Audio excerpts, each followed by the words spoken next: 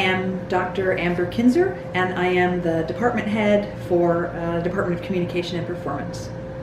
I went to University of South Florida for my undergraduate degree, and I went there for my master's degree also. And then I went to Purdue University in Indiana for my doctorate. I just always wanted to teach. I've always wanted to teach. I knew that was where I was going to go. I didn't know it was going to go into higher ed, but I knew I would always be in the classroom. And I decided on higher ed kind of in a series of sort of accidents, in that I didn't know what to do at the end of my undergrad degree. I worked in a deli for one day and decided I did not want to continue in that work and that I wanted something else, and so I applied to grad school, and for reasons I couldn't understand at the time, they let me in.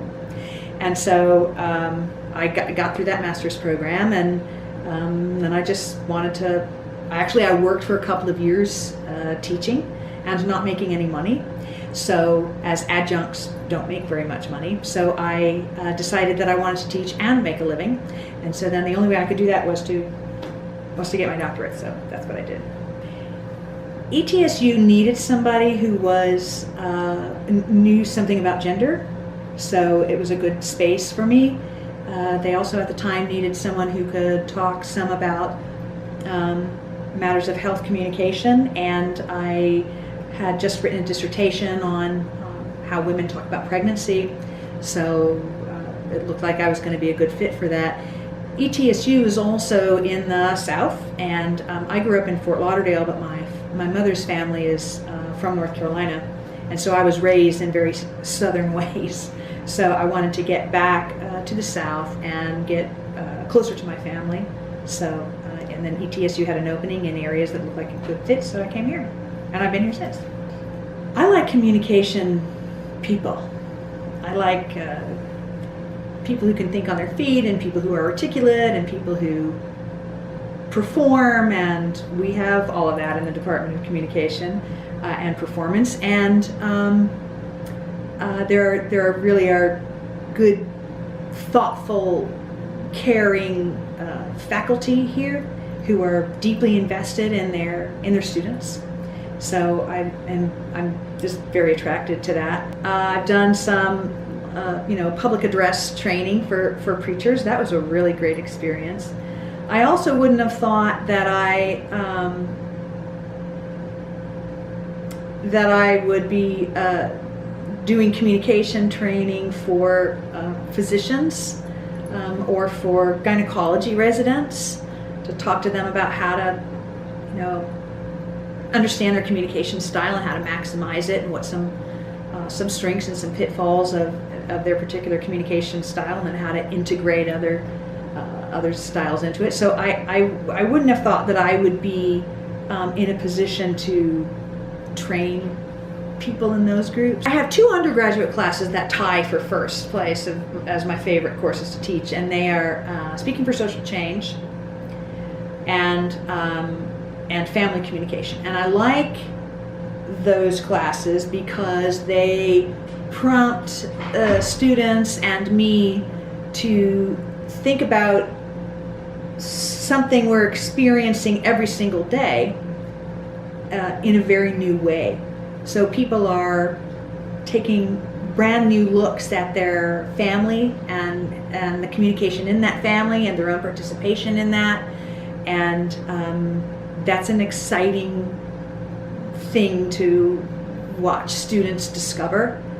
A lot of times students sign up for family communication because they want to figure something out in their family, or they're nervous about signing up for family communication because they think that maybe they don't want to look at their family with all that much scrutiny, but they get in that class and really find some pretty impressive discoveries that help them, interestingly, value and appreciate their families more. Once they figure out what their what their strengths are, they a lot of times walk out of that class a little prouder of their families, than they were before.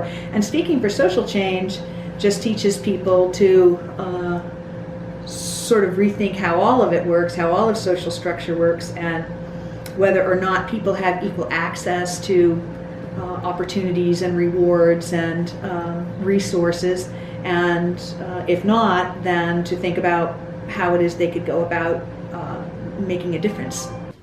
I want students to remember that that language matters, that the words we use and the symbols we use for connecting or disconnecting with other people matter enormously, and that using different symbols can change things.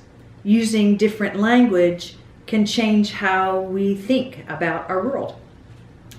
So I want students to know that things are the way they are right now because we've made them that way, because social reality is constructed in large part, and much of that is through language.